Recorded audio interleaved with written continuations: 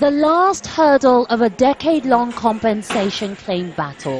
17-year-old Shamsu undergoes a DNA test to prove he's a victim of a failed drug trial by the pharmaceutical company Pfizer that happened 15 years ago in Kano State, Nigeria. 11 children were killed and several more injured when Pfizer tested out a drug called Trovan on 200 children. The drug was supposed to treat a deadly regional outbreak of meningitis. Pfizer agreed to pay $75 million in compensation in 2009, but they introduced DNA testing as part of the process for qualifying for the payment. Back at home, survivors like Shamsu, who was crippled, and their families feel the DNA test is designed to deny them of the compensation money. Many say they've already provided Pfizer with documents proving their children were part of the trial.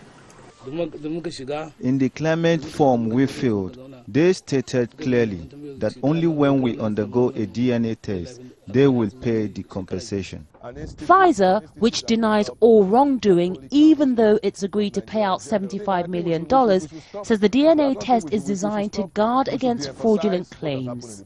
As we're talking, we've collected samples from 547 people, and only 200 people participated in the study. So what do we do?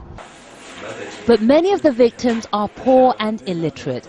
They don't understand what DNA testing is and fear it's another attempt by Pfizer to make them guinea pigs in a new drug trial. Some victims abandoned their claims when DNA testing was introduced as a condition of receiving payment. Some of the compensation money released by Pfizer has gone into building this $25 million medical research and disease control center.